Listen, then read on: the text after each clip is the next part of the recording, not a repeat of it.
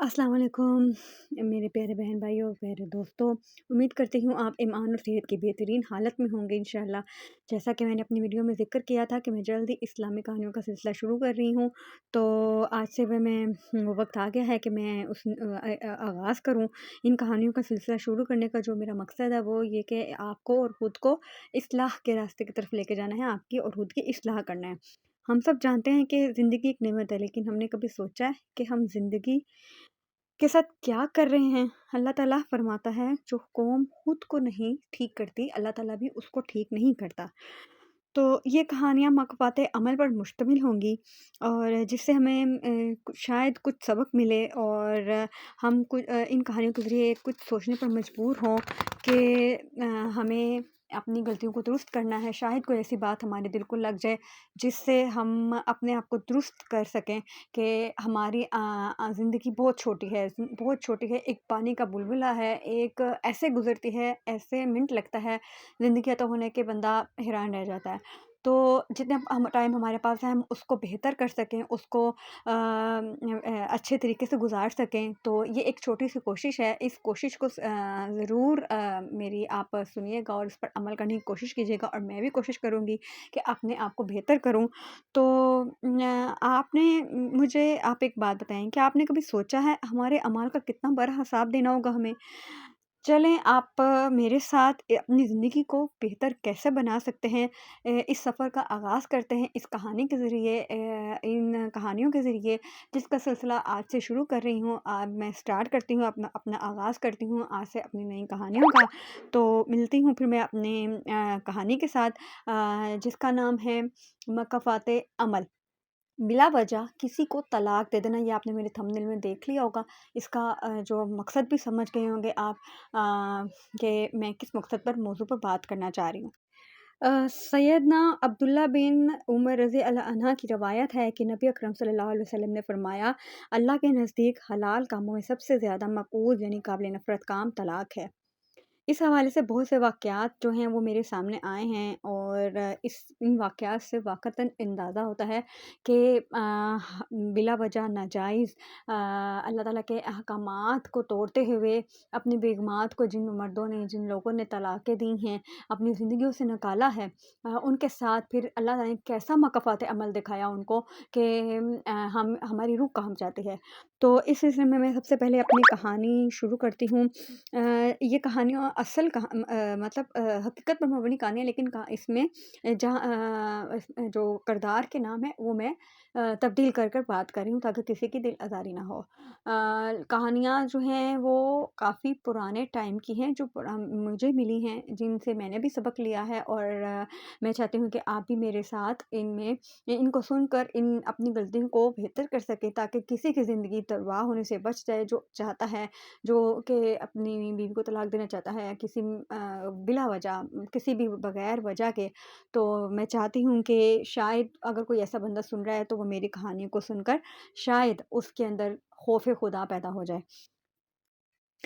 हाजी मोहम्मद यूसुफ पेशे के एतबार से कसाब थे। लाहौर के एक मरूफ इलाके में कारोबार करते थे। बहुत ईमानदार और ज़ेरिक इंसान थे। उन्होंने बताया कि उनकी शादी डैश, मुझे जो रोमन गिनती नहीं आती है, सॉरी, इस वाले हवाले से मुझे माफ़ कर दीजिएगा, मैं अपनी फूफो की बेटी से हुई, लेकिन बदकिस्मती से मेरी बीवी का मेरे वालिदैन से निभाना ना हुआ और मैंने उसे तलाक दे दी। दूसरी शादी उन्होंने की। इस खातून से मेरे यक्के बाद दिगरे 3 बेटे पैदा हुए और तीनों फ़ौत हो गए। चौथी बेटी थी, वो जवान हुई तो उसकी मैंने शादी कर दी। इसके 2 बेटे थे कि उससे तलाक हो गई और अब वो दोनों में जो उनकी बेटी है वो बेटों समेत वो कह रहे हैं कि मेरे गले पड़ी हुई है और मैं ये समझता हूँ कि ये सज़ा मेरे इस गुनाह की है जो मैंने पहली बीवी को तलाक देकर की थी। जो उन्होंने गुनाह किया था, उनको एहसास हुआ कि मैंने अपनी पहली बीवी को तलाक दी थी, उसकी वजह से मुझे ये सज़ा दी गई है अल्लाह की तरफ से कि मैंने उसको नाजायज़ तलाक दी थी। तो मुझे सज़ा मिली है और अब वो दोनों बेटे और उस उनके यानी कि उनके जो दोते थे और उनकी बेटी उनके घर में रहते हैं। उनकी बेटी को भी तलाक हो चुकी है। इसी तरह जो किस्सा नंबर 2 है मैं बयान करती हूँ। डॉक्टर अताउर रहमान साहब ने बताया, मेरे एक कज़न हैं, वो 5 भाइयों में से बड़े थे। बाप फ़ौत हो चुके थे। इन्होंने कमाल एसार से काम लिया। वो तो मैट्रिक करके प्राइमरी स्कूल में टीचर हो गए, मगर बाकी चारों भाइयों को تعلیم دلوائی، اسی لیے ان کی شادی تاخیر سے ہوئی اور 36-37 سال کی عمر میں وہ گھر بسا سکے۔ ان کی بیوی لاہور کے ایک معزز تعلیم یافتہ گھرانے سے تعلق رکھتی تھی اور یتیم تھی۔ شادی کے بعد اللہ نے انہیں ایک بیٹا عطا کر دیا، لیکن انہیں پتہ چلا کہ ان کی بیوی ٹی بی کی مریضہ ہے، تو وہ بہت افسردہ اور بددل ہوئے۔ اصل میں حالات نے انہیں بہت کفایت شار اور جزرس بنا دیا تھا اور وہ پیسہ بچانے کے عادی ہو گئے تھے۔ اس لیے جب انہیں اندازہ ہوا کہ ٹی بی کے علاج پر انہیں بہت خرچ کرنا پڑے گا اور بھاری بھاگ دور کرنی ہوگی، تو انہوں نے بیوی کو طلاق دے دی۔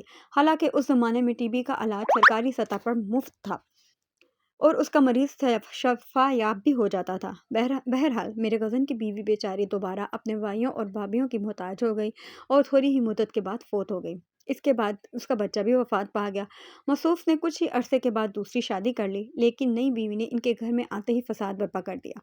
اسے اعتراض تھا کہ یہ صاحب بہت کنجوس ہیں، تھردلے ہیں اور بخیل ہیں، چنانچہ وہ روز ان کے درمیان میں لڑائی ہونے لگی اور بمشکل دو ماہ گزارا کر ان کے ہوئے تھے آپس میں کہ وہ محترمہ رسی ترا کر بھاگ گئیں اور اس نے طلاق لے لی۔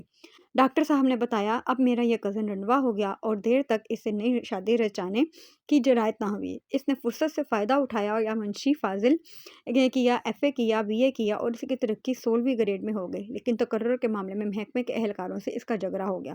اس کی ترقی منسوخ ہو گئی اور 11ویں گریڈ میں اس کی تنزلی کر دی گئی۔ اس نے احتجاج کے طور پر یہ تنزلی قبول نہ کی، گھر بیٹھ گیا۔ نتیجہ یہ ہوا کہ اس کی ملازمت ختم ہو گئی۔ اس دوران میں اس نے تیسری شادی کر لی تھی، اس سے ایک بیٹی بھی تھی۔ ملازمت سے برطرفی کے ساتھ نئی بد نصیبی یہ ہوئی کہ ایک حادثے میں اس کی ٹانگ ٹوٹ گئی اور وہ 1.5 سال تک زیر علاج رہا۔ زخم بار بار خراب ہوتا رہا اور بار بار اسے پریشانیوں اور مشکلات کا سامنا کرنا پڑا۔ اب صورتحال یہ ہے کہ موصوف کی عمر تقریباً 75 سال ہو گئی ہے، ملازمت کی مدت تقریباً 25 سال ہو گئی تھی اور اسے آسانی سے پینشن اور گریجویٹ مل سکتی تھی، گریجویٹی، لیکن وہ ایک ٹانگ سے معذور ہے، لنگڑا کر چلتا ہے اور بھاگ دور نہیں کر سکتا، اس لیے مشکل اور پیچیدہ دفتری جمیلوں سے عہدہ برا انہیں نہیں ہو سکا اور یہ معاملہ کھٹائی میں پڑا ہوا ہے۔ حالات نے اسے کئی امراض میں مبتلا کر دیا، وہ جو ہائی بلڈ پریشر کا مستقل مریض بن گیا ہے، اس کی راتوں کی نیند اڑ گئی ہے اور اقلیتی جو اس کی اکیلی بیٹی تھی، جوان بیٹی کا سوچ سوچ کر وہ ہلکان ہوا جاتا ہے۔ وہ اعتراف کرتا ہے کہ مشکلات اور مصائب کا یہ سارا وبال اس پر اس لیے پڑا ہے کہ اس نے اپنی بے گناہ بیوی کو طلاق دی اور اس کے خرچ میں اس نے جو کنجوسی کی تھی۔ یہ عبرتناک بات یہ ہے کہ بیوی کے علاج پر اس زمانے میں محض 1,500-2 ہزار روپے خرچ ہونے تھے، لیکن اس کے بدلے اسے اپنی ٹانگ ٹوٹنے پر کم از کم 60,000 روپے خرچ کرنے پڑے۔ تکلیف اور پریشانی اس پر مستقل ہو گئی تھی۔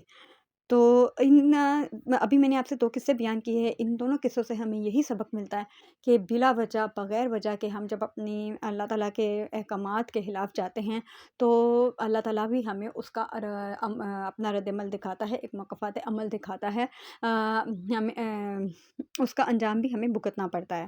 تو اللہ تعالیٰ ہمیں ایسی مشکلوں سے اور ایسے کاموں سے بچائے جس سے اللہ تعالیٰ کا ہم پر عذاب نازل ہو یا اللہ ہم پر غصہ ہو۔ میری دعا ہے، اینڈ پر میں دعا کرتی ہوں، آخر میں کہانی کا اختتام اور انجام تو ہم نے کر دیا، دعا بھی کرتے ہیں تاکہ اللہ تعالیٰ ہمیں ایسی تمام برائیوں سے بچائے۔ آج کل کے جو فتنے سے پھیلے ہوئے ہیں، اللہ ان فتنوں سے ہمیں دور رکھے اور ہمارے گھر والوں کو دور رکھے اور ہمارے بچوں کو فرمانبردار بنائے، ہمیں ان کی تربیت اچھے طریقے سے کرنے والا بنائے اور نیکی کے راستے پر ہم خود بھی چل سکیں اور ان کو بھی چلا سکیں۔ اللہ تعالیٰ ہمیں اتنی ہمت دے، ہمیں اتنی طاقت دے، آمین ثم آمین۔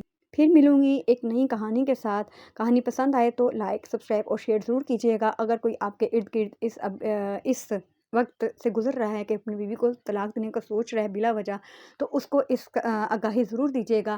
انشاءاللہ ایک نئی کہانی کے ساتھ پھر آؤں گی۔ اللہ حافظ۔